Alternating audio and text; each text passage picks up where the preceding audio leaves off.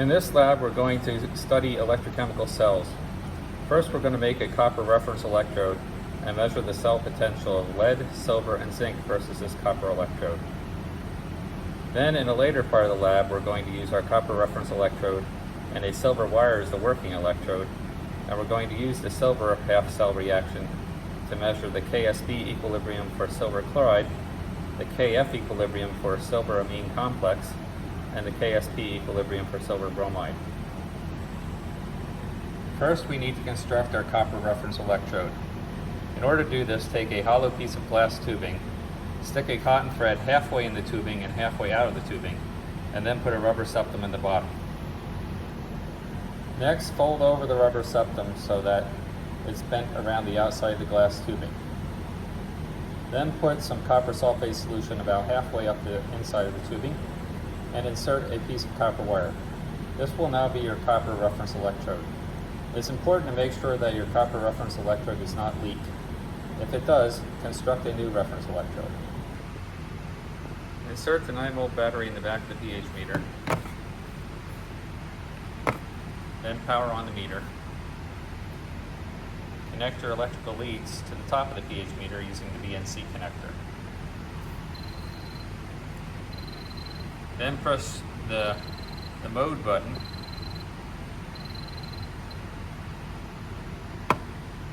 to toggle it so that it reads in millivolts. Using blue wayboats as beakers, obtain 20 milliliters of 0.1 molar copper nitrate and put it into a blue wayboat along with the copper reference electrode. Then obtain 20 milliliters of 0.1 molar zinc nitrate and put it in a different blue wayboat with a zinc wire. Make sure you don't mix up your wires. Then obtain 20 milliliters of 0.1 molar lead nitrate and put it in a different blue wayboat with a lead wire. Then obtain 20 milliliters of 0.1 molar silver nitrate and put a silver wire in there. You have to be careful with the silver nitrate solution because any tap water has dissolved anions in it that will precipitate the silver ion.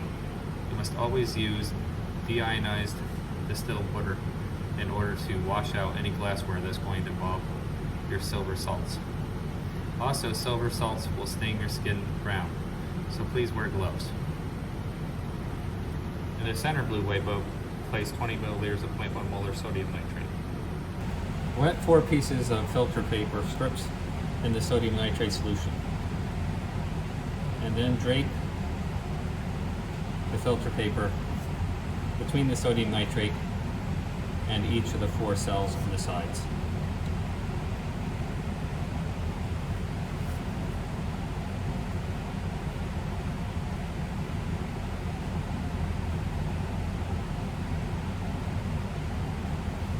The wetted filter paper serves as a salt bridge connecting the half cells to each other. Now we are ready to begin to measure the cell potentials. The first cell potential to be measured is the reference cell of copper, which is always attached to the black lead, with the working cell, the red lead, attached to silver. Connect these and then read the millivolts off the voltmeter and record them in your notebook. You don't have to worry about the 10th decimal place. The second cell is with the red electrode hooked up to the lead and the black electrode hooked up to copper. Again, record the millivolts. The third cell has the red hooked up to zinc and the black hooked up to copper. Here's the cell potential for that cell. Using the obtained data, construct the number line of the cell potentials relative to copper. For example, the cell potential of silver relative to copper was 437 millivolts, or 0.437 volts. So I counted over 0.4 boxes plus a third of a box, and I put silver on the number line. Next, you want to use your number line and your cell potentials on the previous page to predict the cell potential for new combinations. So what happens when we hook up the red clip to copper and the black clip to zinc? In the reverse direction, the cell potential of zinc versus copper was minus 866 millivolts. So since we switched the direction, we would expect this would read plus 866 millivolts. Another example is what is prediction when we hook up the red clip to silver and the black clip to zinc. Since we know the difference between zinc and copper is 866, and the difference between copper and silver is an additional 437, we would predict that silver is more positive than zinc by 1,303 millivolts. Do this for each of the 4 pairs in the table, and then hook up your cells and record them. So here I have hooked up my black clip to the zinc and my red clip to the copper. And I record the cell potential, 888. Now I hook up the black clip to zinc and the red clip to silver and record the cell potential, 1294.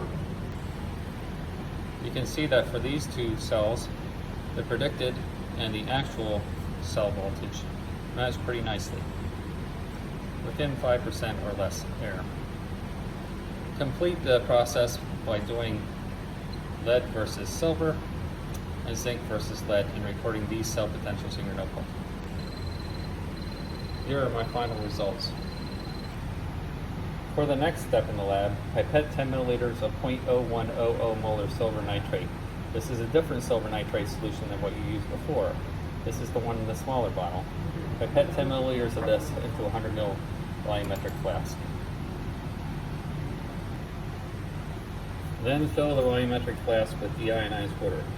Remember that it has to be deionized water, not tap water. And that all the glassware, the beaker, the volumetric flask, etc., has to be washed with deionized water if you got to wash it first, not with tap water. To make sure that you get right up to the line of the volumetric flask. Once you get close, use a plastic dropper to get yourself right on that line. You don't want to miss it by pouring in. The dropper will get you more accurate. Then place the cap on the volumetric flask and invert it at least 10 times to make sure it's evenly mixed. The diluted solution will be 10 times more dilute than the original.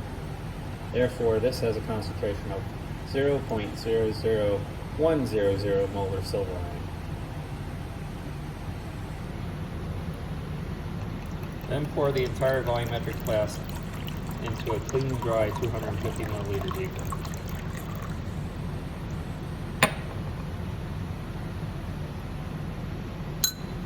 Insert your copper reference electrode into the beaker. Insert your silver wire into the beaker and attach the red lead. Attach the black lead to the copper wire.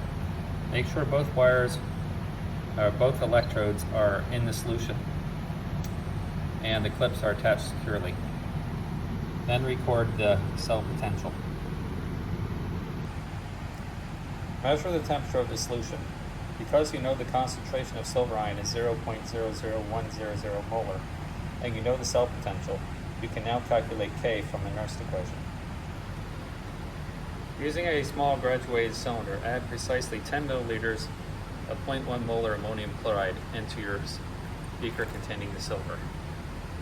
The beaker should get cloudy as the precipitation of silver chloride occurs. Give it a little swirl to make sure it's evenly mixed, and then record the resulting cell potential. Using your large graduated cylinder, add precisely 50 milliliters of 1.5 molar NH3 solution to the beaker. Notice that the silver chloride precipitate has redissolved and gone into solution as we form the silver diamine complex cation. Swirl the beaker, make sure it's evenly mixed, and then record the new cell potential.